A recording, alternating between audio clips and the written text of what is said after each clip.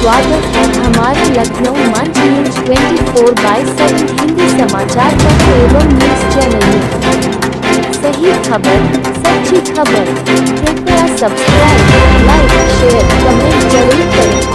कुंभ की भाव भूमि के साथ आए हैं और ये समझना होगा कि भारत में आज की स्थिति की अगर बात करूं तो एक महाकुंभ प्रयागराज में चल रहा है, आप सब जानते हैं। और एक वैचारिक महाकुंभ केवल लखनऊ में नहीं, केवल उत्तर प्रदेश में नहीं, केवल भारत में नहीं, तो पूरी दुनिया में एक वैचारिक महाकुंभ चल रहा है। और ये उसका एक छोटा सा उदाहरण भी है, अमिताभ जी के प्रयासों से ये हो रहा है। अब विचार कुंभ कैसे चलता है? यही विचार कुंभ है। एक महाकुंभ है जहां स्नान करते हैं, एक विचार कुंभ है, ये अनवरत चलता है। हृदय नारायण जी बताएंगे कि किस तरह भारत का जो दर्शन विकसित हुआ है वो प्रश्नों से हुआ है, जिज्ञासा से हुआ है, अनवरत विचार विमर्श हुआ है, तर्क वितर्क हुए हैं। यानी हमारे ऋषि कहते हैं कि मैंने यहाँ तक सोचा है, ये अंतिम सत्य नहीं, इसके आगे सोचो। यह विचार कुंभ है और ये विचार कुंभ प्रतिदिन भारत में आदिकाल से चलता आ रहा है। शास्त्रार्थ से हमारा दर्शन आगे बढ़ा है और आज फिर इसी तरह का अवसर आया है। इससे हमको क्या सीखने की जरूरत है? एक ये कि ये विचार कुंभ चल रहा है यहाँ पर देश में, दुनिया में, और एक महाकुंभ चल रहा है।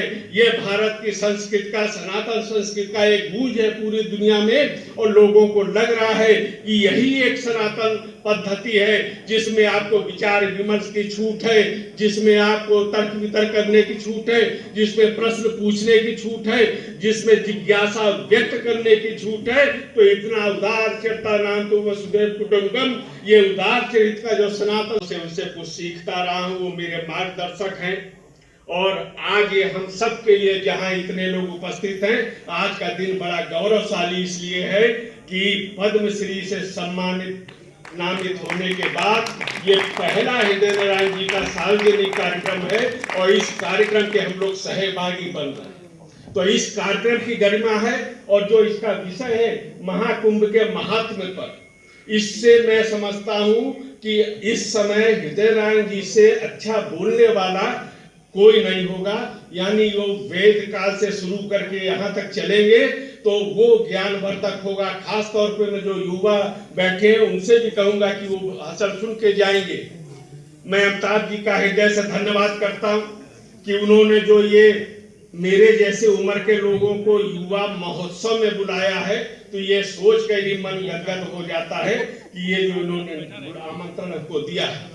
ये जो महाकुंभ चल रहा है पूरा, आप जो लोग आए हैं ये महाकुंभ की भाव भूमि के साथ आए हैं। और ये समझना होगा कि भारत में आज की स्थिति की अगर बात करूं तो एक महाकुंभ प्रयागराज में चल रहा है, आप सब जानते हैं। और एक वैचारिक महाकुंभ केवल लखनऊ में नहीं, केवल उत्तर प्रदेश में नहीं, केवल भारत में नहीं, तो पूरी दुनिया में एक वैचारिक महाकुंभ चल रहा है। और ये उसका एक छोटा सा उदाहरण भी है, अमिताभ जी के प्रयासों से ये हो रहा है। अब विचार कुंभ कैसे चलता है? यही विचार कुंभ है। एक महाकुंभ है जहां स्नान करते हैं, एक विचार कुंभ है, ये अनवरत चलता है। हृदय नारायण जी बताएंगे कि किस तरह भारत का जो दर्शन विकसित हुआ है वो प्रश्नों से हुआ है, जिज्ञासा से हुआ है, अनवरत विचार विमर्श हुआ है, तर्क वितर्क हुए हैं। यानी हमारे ऋषि कहते हैं कि मैंने यहाँ तक सोचा है, ये अंतिम सत्य नहीं, इसके आगे सोचो। यह विचार कुंभ है और ये विचार कुंभ प्रतिदिन भारत में आदिकाल से चलता आ रहा है। शास्त्रार्थ से हमारा दर्शन आगे बढ़ा है और आज फिर इसी तरह का अवसर आया है। इससे हमको क्या सीखने की जरूरत है? एक ये कि ये विचार कुंभ चल रहा है यहाँ पर देश में, दुनिया में, और एक महाकुंभ चल रहा है।